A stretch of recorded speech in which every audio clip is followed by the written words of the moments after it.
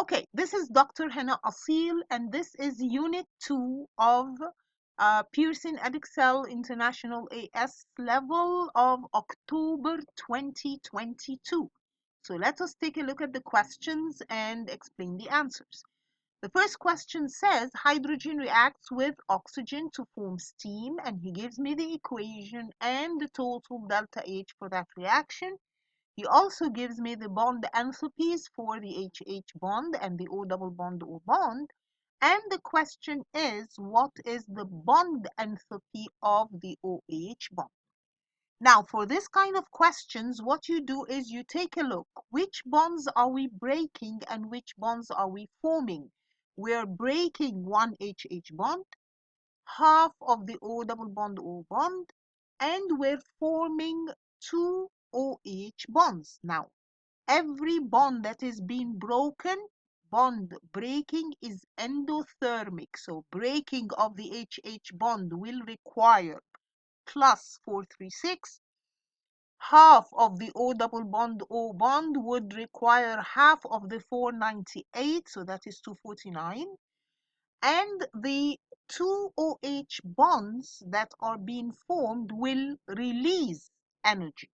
So bond formation is exothermic, and that is a minus value.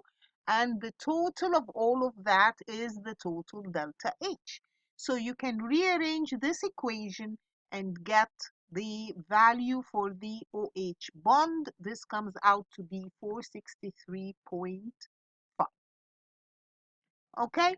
The next question says, which equation shows the standard enthalpy change of formation of sodium chloride?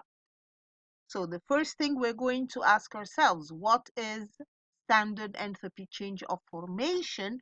Standard enthalpy change of formation is the enthalpy change that takes place when 1 mole of a compound in its standard state, 1 mole, is formed. So when you look at the choices, B is wrong because it is forming 2 moles, not 1 mole. We want the enthalpy change that takes place when 1 mole of a compound in its standard state, of course the standard state of sodium chloride is a solid, that's correct, from its constituent elements in their standard state. So which equation gives it to me from, I want only one NaCl, and I want it to be made from its constituent elements in their standard state. Of course, you should realize that the standard state of sodium is solid, the standard state of chlorine is a gas, and it should be Cl2, not Cl. So my answer is A. Some enthalpy changes of combustion are shown. What is the enthalpy change of formation of ethanol? So we're trying to use these delta H of combustion to determine the enthalpy change of formation of ethanol. Now, what is the equation? It's better to draw out your diagram. So we're trying to make ethanol. Delta H of formation means I'm making it from its elements. Its elements are carbon and hydrogen and oxygen in their standard states. And the information that we have is delta H of combustion. So if I burn carbon, it gives carbon dioxide. If I burn hydrogen, it gives water. If I burn ethanol, it gives both carbon dioxide and water. Notice the balancing. We need for ethanol, we need 2 carbons and 4 hydrogens. So this is our diagram, and we're trying to get the delta H of formation of ethanol, and we have the enthalpy change of combustion for 1 mole. But I have 2 moles of carbon, so I multiply the 1 for carbon by 2. I have 2 moles of hydrogen, so the 1 for hydrogen multiplied by 2, and I have the enthalpy change of combustion of ethanol, and we look at the direction of the arrows. You should realize that going one way is equal to going the other way, so you write that out. So delta H plus the minus 1167, that side is equal to the other side, and then you can rearrange to get the value for delta H, and it will come out minus 193 kilojoule per mole. Are we following? Okay. What is the mass of carbon formed when 1.8 grams of propanol undergoes incomplete combustion according to the equation? So he gives me an equation and he says I'm starting with 1.8 grams of propanol, and he's asking what is the mass of carbon. As we said before, when he gives me information about something, the first thing I do is I get the number of moles. In order to get the number of moles, it is mass over molecular mass. So I want 1.8 over the molecular mass of propanol, which we calculated to become 60. So this gives me the number of moles of propanol. Then we look at the equation. What is he asking about? He's asking about carbon. So I look at the relation in the equation. What is the relation between the number of moles of propanol and carbon? Of course, you can see that it's a ratio of 1 to 2, and that means the number of moles of carbon should be twice that of propanol. Now I have number of moles of carbon. I can get the mass. The mass is the number of moles times mR. That comes out to be 0.72 grams. Okay. Which property decreases as group 2 is descended? So we want to go down group 2, and he's asking which property decreases. Now, is it the reactivity? Well, if I'm going down group 2, you should realize that the reactivity increases, not decreases. Going down group 1 or group 2, reactivity increases. So the one down is more reactive than the one up. So this is not what we're looking for. Okay, what about the solubility of hydroxides? Does that decrease as I go down? You should realize that hydroxide is a small anion. As I go down group 2, the hydroxides of the metal become more soluble. So actually solubility of hydroxides going down group 2 increases, not decreases. What about solubility of sulfates? You should realize that we said sulfate, carbonate, nitrate, these are large anions. So the one on top is more soluble than the one below. As I go down group 2, the solubility decreases. So this is actually my answer. What about the thermal stability of the carbonates? Again, as I go down, carbonates of group 2 become more stable. Remember, more stable means they do not decompose easily. Okay, so the one that decreases as we go down is solubility of sulfates. How many structural isomers with the molecular formula C5H10O react with Benedict or Fehling solution? Now, do you remember what reacts with Benedict or Fehling? Remember that Benedict or Fehling originally is a blue solution. When we react it with what, it becomes reddish brown or brick red precipitate. This is the test for aldehydes. So we are looking for how many isomers of C5H10O are aldehydes. So try drawing all aldehydes with 5 carbons. You will find that you can draw 4 different isomers. The next question says butane nitrile can be formed by reacting 1-bromo propane with potassium cyanide. What is the correct mechanism and type of reaction that occurs? Okay, what are we trying to do? We're trying to react 1-bromo propane with potassium cyanide to form butane nitrile. So this is the reaction we're doing. How does this happen? Remember that the cyanide is a nucleophile, so it attacks the carbon, which is slightly positive, and releases the Br. So this is a nucleophilic substitution.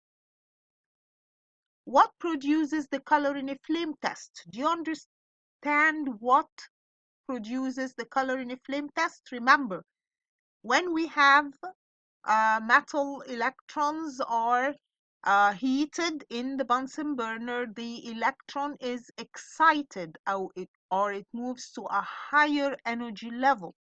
So it forms an excited state. Now this is unstable.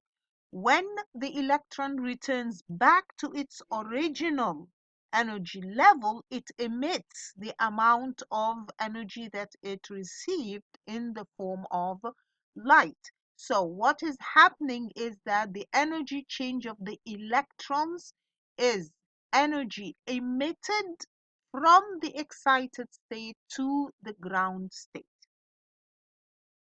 Why is the boiling temperature of hydrogen iodide higher than that of hydrogen bromide? Let us take a look. Hydrogen bromide, hydrogen iodide. Of course, iodine is a larger molecule with more electrons. So what kind of interactions do we have between the molecules of each of these? These molecules will have London dispersion forces between them. Now, remember that the larger the molecule, the more electrons, the stronger the London dispersion forces. So the reason that hydrogen iodide has higher boiling point is it has stronger London dispersion forces than the hydrogen bromide. Which nitrate forms oxygen as the only gaseous product on heating? Remember, if we heat nitrates, what are the products? If we're talking about lithium nitrate, we said heating lithium nitrate will produce the oxide plus nitrogen dioxide gas and oxygen gas. So this gives two types of gases. While the rest of group 1, remember that lithium is in group 1, lithium nitrate, but it does not behave like the rest of group 1 because the group 1 nitrates usually give the nitrite plus oxygen gas. So this is the one that gives oxygen gas as the only gaseous product. Now the other choices are group 2, and group 2 act like lithium nitrate. So group 2 will give the oxide plus nitrogen dioxide plus oxygen gas. This is how nitrates decompose on heat. Which compound has the highest boiling temperature? Okay, what are we looking at? You should remember that longer chains will have higher boiling point. Less branching will have higher boiling point. More OH bonds, so the presence of an OH bond causes hydrogen bonds between the molecules. So which of these will have the highest boiling temperature is the one that can do hydrogen bonding, so A or B, and the difference between A and B is that B is unbranched while A is branched, so B will have highest boiling temperatures.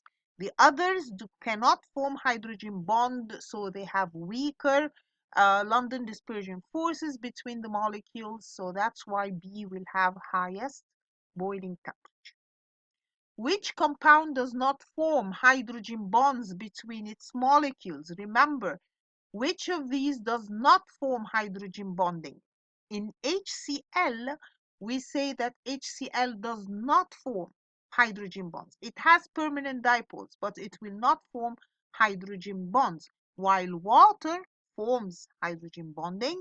HF, F is a very electronegative element. It will form hydrogen bonds, and remember that HF is the only one that forms hydrogen bonds in the hydrogen halide. Ammonia will form hydrogen bonding. So please remember that in the hydrogen halides, only the HF forms hydrogen bonds, the others do not. What is the oxidation number of bromine in BrO3 minus? Do you remember how to calculate oxidation number of something? Okay, we look at this. We say that this has a total of -1. You should remember that oxygen, each of the oxygens is -2, so that is 3 times -2.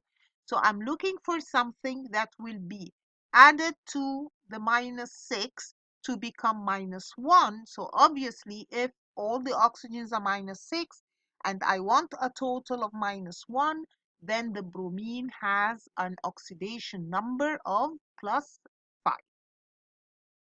Which reaction is not a disproportionation reaction? What did we mean by disproportionation reactions? We said A, for example, is a disproportionation reaction. Why?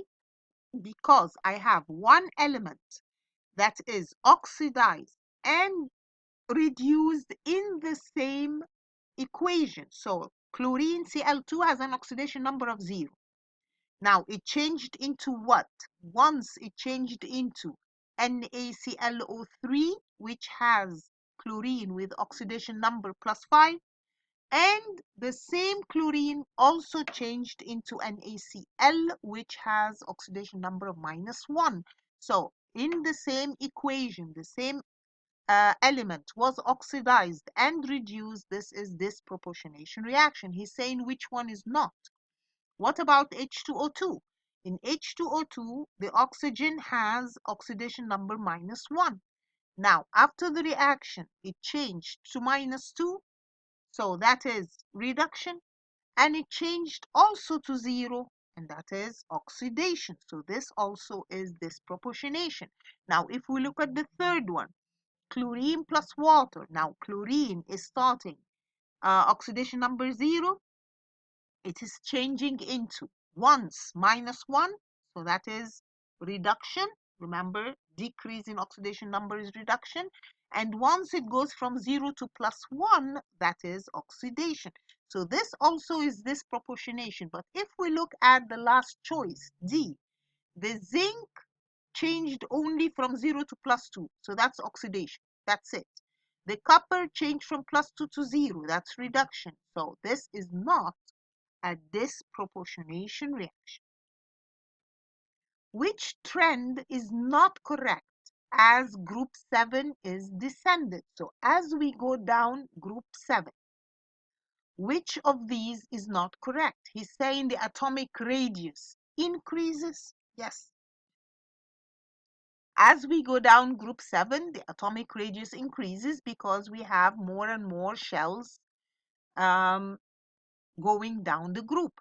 What about the boiling temperature? Well, as we go down, we said we change from gas, liquid, solid.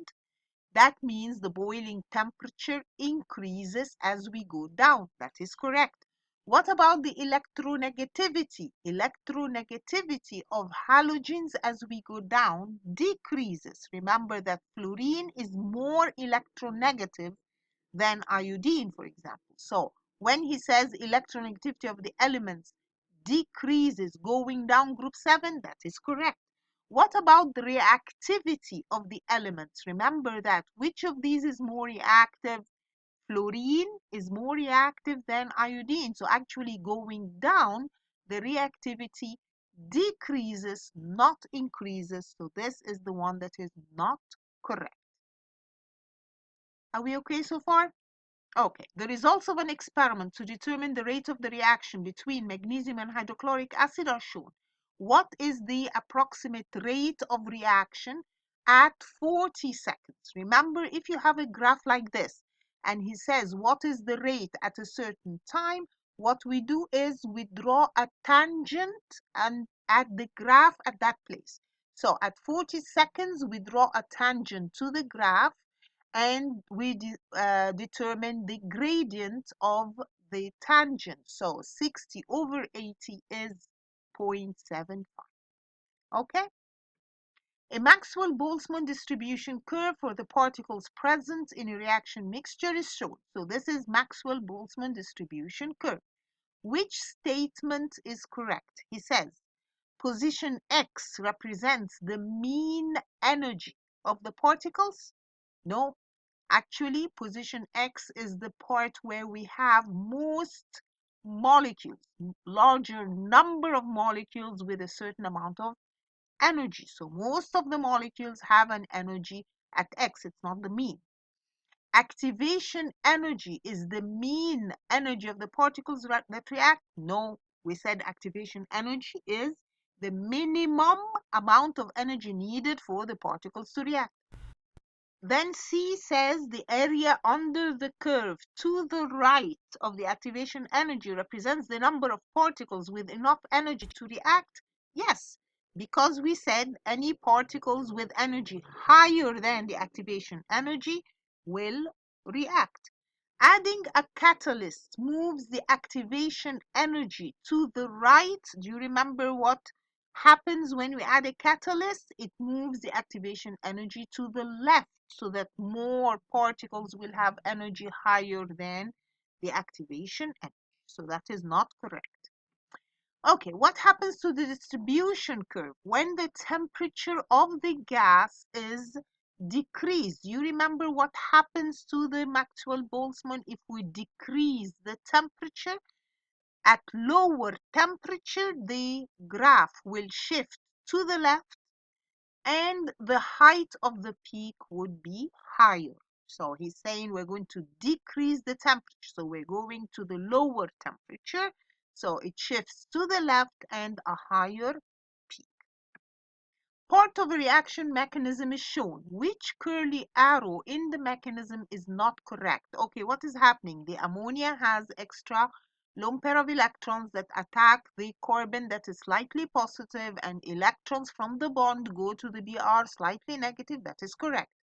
And then when we go to the next mechanism, you find that he has the arrow going from the NH2 plus to the bond. No, when we remove the hydrogen, the arrow should be the opposite direction. So this is the arrow that is not correct.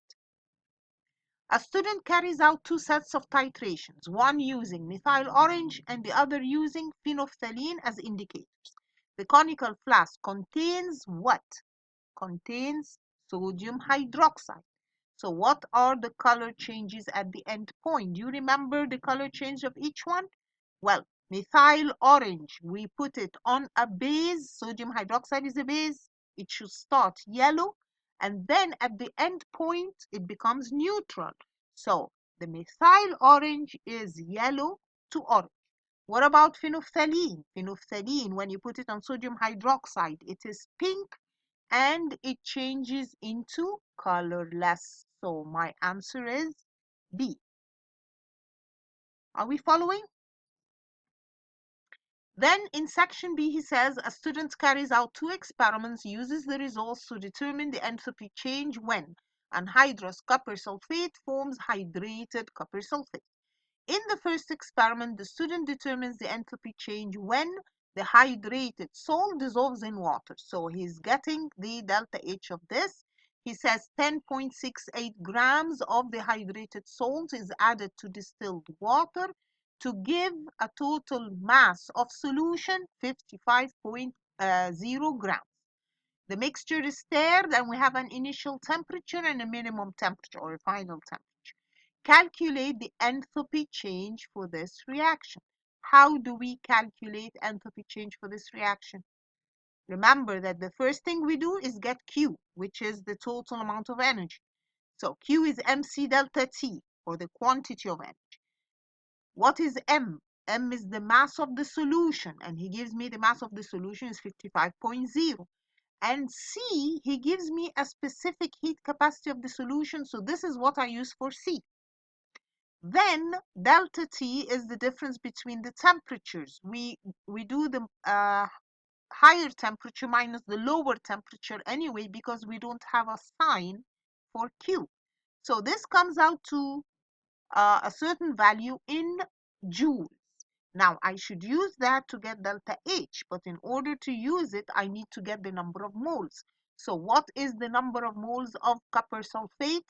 The number of moles is the mass over the molecular mass. He used 10.68 grams. Can you see that at the first line of the slide? And he says the MR, he already calculated the molar mass of CuSO4 5 water to be 249.6. Can you see that? Okay, so mass over molecular mass gives me the number of moles, and you should realize that delta H is the Q over the number of moles. Now, Q, we do it in kilojoules. So the 508 is actually 0.50875. So that is in kilojoules. And then remember that delta H must have a sign. Now, how do we decide what is the sign? We look at the initial temperature and the minimum temperature. He went from 21 degrees Celsius to 18.5. That means the temperature decreased. A decrease in temperature indicates endothermic reaction. Delta H is a positive value. Okay, in the second experiment, the student determined the enthalpy change of the reaction when anhydrous copper sulfate dissolves in water. So he has copper sulfate dissolving in water, and he says we should complete the Hess cycle. Okay, how do we complete the Hess cycle? You should realize that that first one is what he's looking for. Delta H when anhydrous dissolves in water. So that is the delta H of reaction I'm trying to get. And then we got delta H from the previous question. The previous question was when we change from solid hydrated to aqueous copper sulfate. So this is the delta H that we calculated in the previous part of the question. And he gives me that copper sulfate solid going to copper sulfate aqueous.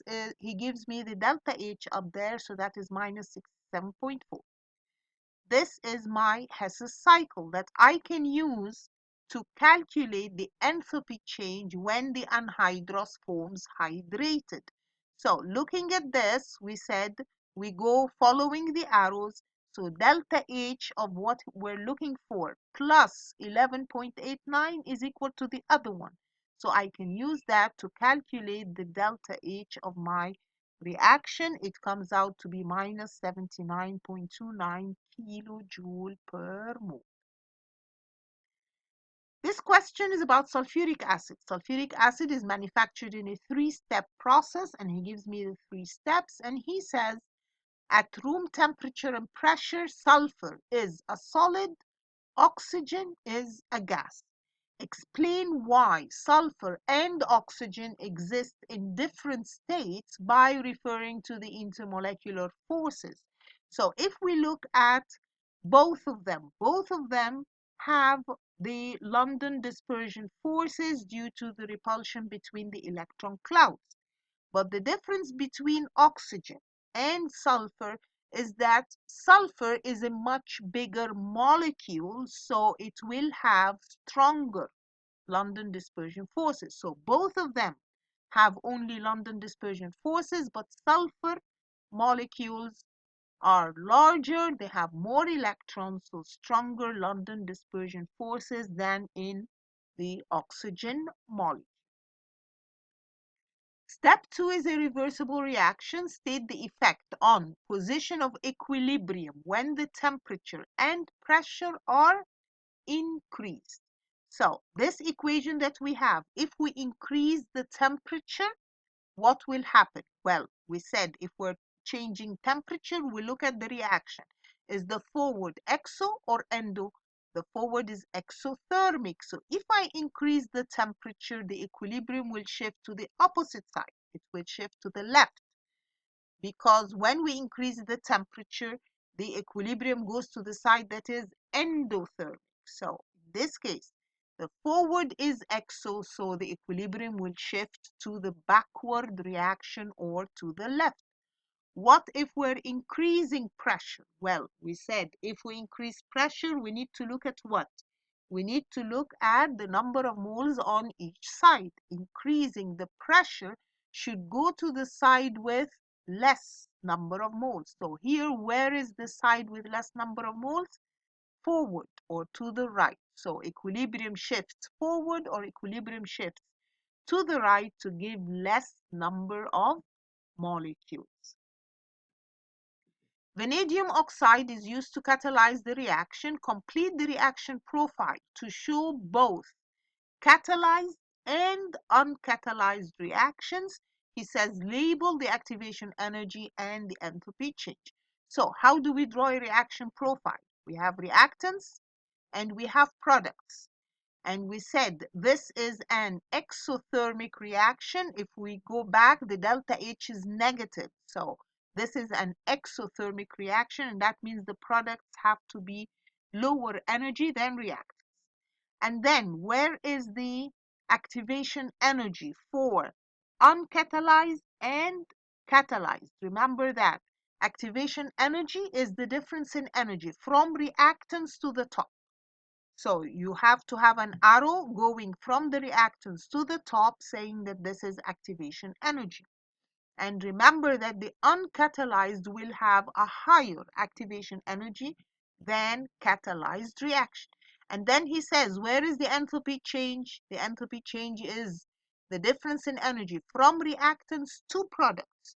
So you should have an arrow pointing downwards from reactants to products. That is the enthalpy change. Explain how the use of a catalyst makes this reaction more sustainable.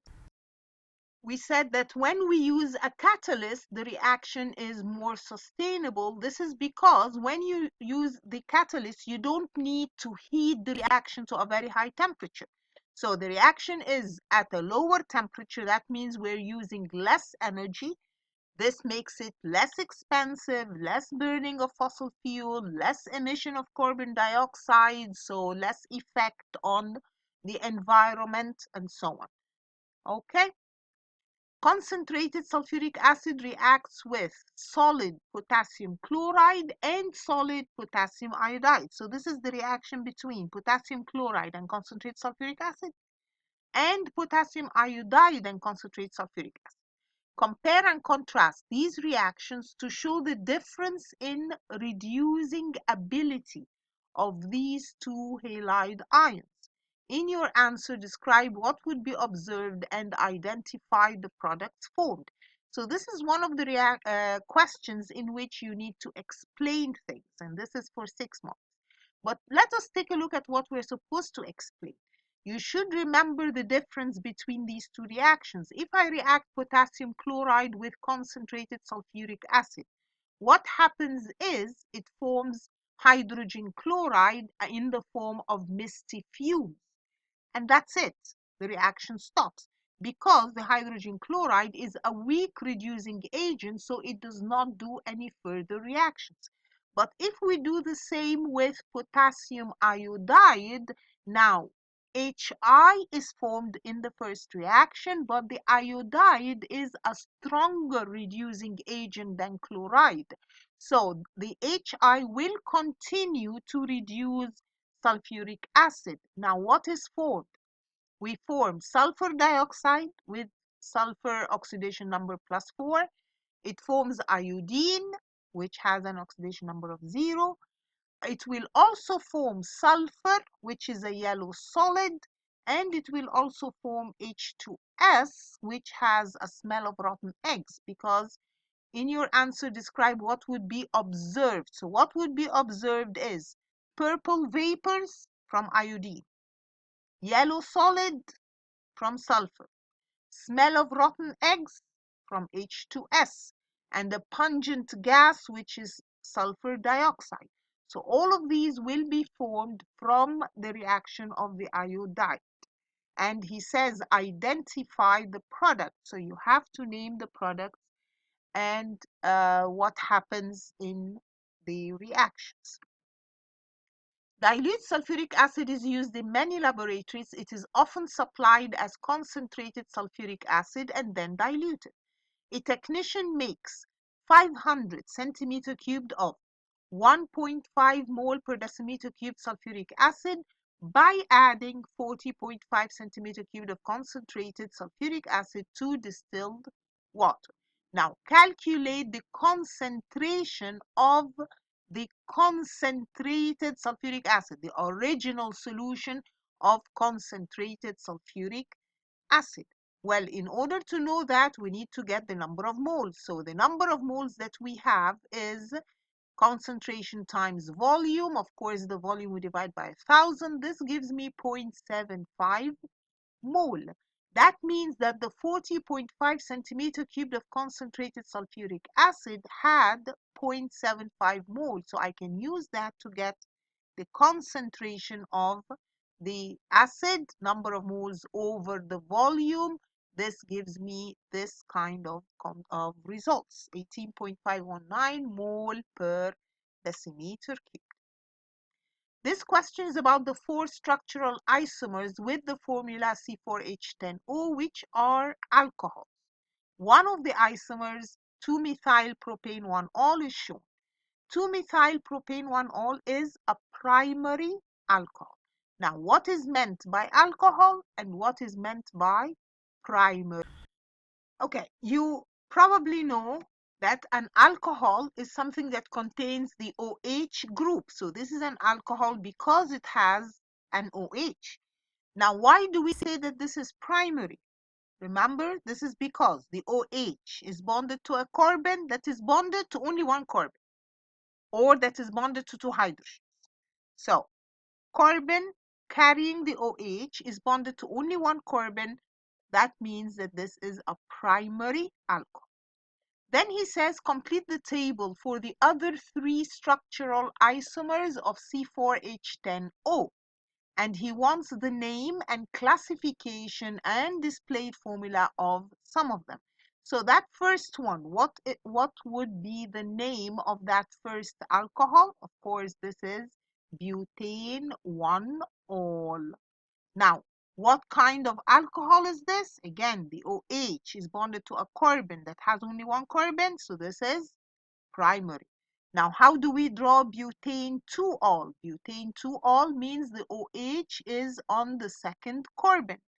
And that means that the OH is bonded to a carbon, bonded to two carbons. This is a second. Now, this tertiary alcohol, what name could we give to it? This is 2-methyl-propane-2-ol. Can you see that? Okay. 2-methyl-propane-1-ol can be oxidized to 2-methyl-propanoic acid in 2 steps. So he's going to change the alcohol to aldehyde and then acid. Identify by name or formula the reagents needed to prepare the oxidizing mixture. So if I want to oxidize alcohols, what should we add? Remember, we should add acidified potassium dichromate, which is potassium dichromate with concentrated sulfuric acid. So the two reagents that you need are sulfuric acid and potassium dichromate. Now write the equation for step 1 using this to represent the oxygen from the oxidizing agent. So what is happening in step 1? That alcohol that he gives me is oxidized to give the aldehyde plus what? Do you remember? It should be aldehyde plus water. Infrared spectroscopy provides information on functional groups. In an experiment, a sample of 2-methyl-propane-1-ol was treated with an oxidizing agent. Show that infrared spectroscopy can be used to show that both the alcohol and the aldehyde are present. In your answer, refer to any relevant wave number ranges and bonds responsible for the infrared spectrum. So if I look at something and it has an alcohol, which IR peak identifies an alcohol? The alcohol is identified by the peak at 3000 and something. Now, if we're looking at an aldehyde, the aldehyde will have that sharp peak for the C double bond O at around 17 something. So when you look at the data booklet, you can determine that the peak for the OH should be at around this range, while the peak for the C double bond O in the aldehyde will be in this range. And please note, it is the C double bond O in an aldehyde. This question is about bicycles. Bicycle frames have been made from steel and aluminium for many years, but more recently, titanium has been used. Titanium is a metal that is extracted from its ore, titanium oxide, in a two-step process. So the titanium oxide reacts with chlorine in the presence of carbon to form titanium chloride and carbon monoxide. The step 2, titanium chloride reacts with magnesium. Now, the first question says, write the equation for step 1. What did he say in step 1? He said titanium oxide, and he already gives me the formula up there, TiO2, reacts with chlorine in presence of carbon to give titanium chloride and carbon monoxide. So this should be the equation that you write. TiO2 plus chlorine, which is Cl2, plus carbon to give TiCl4 plus carbon monoxide, and we need to balance. So this will be the balance. Okay? Explain why step 2 is a redox reaction. Refer to the relevant oxidation numbers. Now, which one was step 2? TiCl4 plus magnesium to give Ti plus magnesium chloride. What are the oxidation numbers of each? The titanium changes from +4 to 0, so this is reduction. The magnesium changes from 0 to +2, so this is oxidation. So he's saying it's a redox. Why do we say that any reaction is a redox? If it has both oxidation and reduction, and you specify which one has been reduced and which one has been oxidized. Okay? Titanium chloride is a liquid that reacts violently with water, producing white smoke. This reaction has been used to produce naval smoke screens to hide ships, so just the type of reaction taking place and the compound producing the white smoke.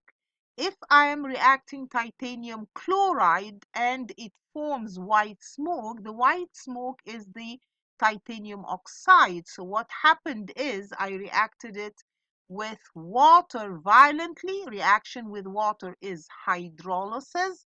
And if I hydrolyze the titanium chloride, it changes into titanium oxide. Okay?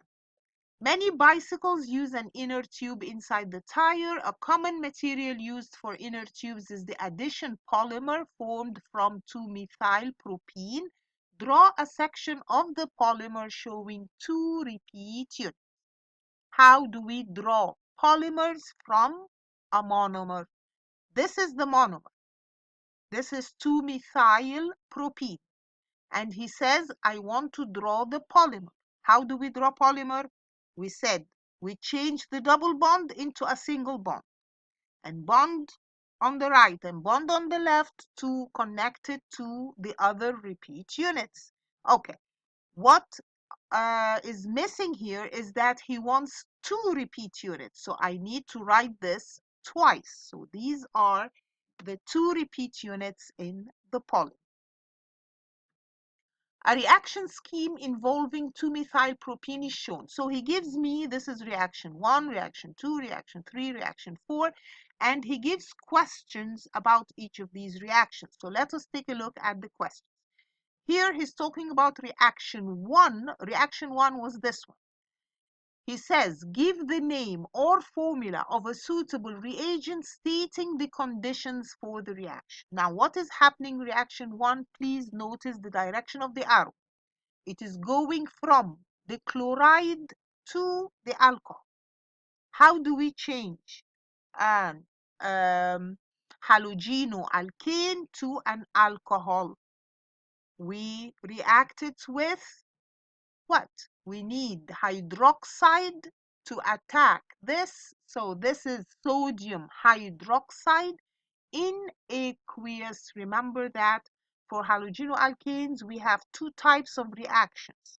We have hydroxide in water or hydroxide in ethanol. So in order to change the chloroalkane to an alcohol, you do the hydroxide in water or aqueous solution in order to have nucleophilic substitution of the chlorine with the OH. Now, for reaction 2, which one was reaction 2? This was reaction 2. He says, Give the name or formula of a suitable reagent stating the type of reaction taking place. Okay, what is happening in reaction 2? Can you see the direction of the arrow? We're changing the alcohol to an alkene. So, what type of reagent should I add to change the alcohol to an alkene? You should remember that we use concentrated acid, usually concentrated phosphoric acid. Now, what type of reaction is this? When I change the alcohol to an alkene, this is an elimination reaction or a dehydration reaction. For reaction 3, which one was reaction 3? This was reaction 3. Give the name or formula of a suitable reagent, writing an equation for the reaction that takes place. Okay, what is he doing in reaction 3? He's changing the alcohol to the halogenoalkane. So we want to replace the OH with a Cl. This is reaction of alcohol with PCl5. Now he wants the equation for the reaction. So we're reacting the alcohol that we have, which is C4H9 OH with PCl5. Now what does this give me? You should remember that this will give me the chloroalkane plus POCl3 plus HCl, so it also gives misty fumes of hydrogen chloride. For reaction 4, the reagent used is potassium hydroxide. What was reaction 4? Reaction 4 was changing the chlorine to an alkene. So I want to remove the chlorine and make it into a double bond. Now, what are the conditions that we should use? He's saying I will use KOH, but in this case, the KOH is not in water, it should be in ethanol, because in this case, the hydroxide will attack the hydrogen on the neighboring carbon and form a double bond with the removal of the chlorine. So we say that the role of the hydroxide ions in this case is that it acts as a base. Remember, if we are replacing the chlorine with OH, then it is a nucleophilic reaction and the OH has to be in water. But if we're removing HCl to form a double bond, then the OH has to be, the OH minus has to be in alcohol or in ethanol, and in that case, it acts as a base.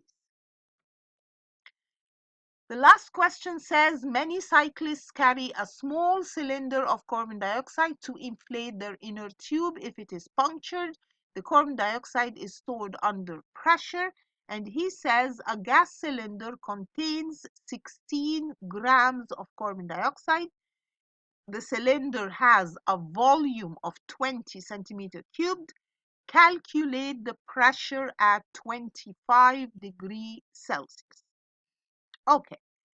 Of course, if we have a certain pressure and certain volume and certain temperature, then we need to use the ideal gas law, which is PV equals nRT. He wants to calculate the pressure, so we need number of moles first. How do we get number of moles of carbon dioxide? Mass over molecular mass. So that is 16 over 44. That gives me the number of moles of carbon dioxide. I put that into the equation. P is equal to nRT over V.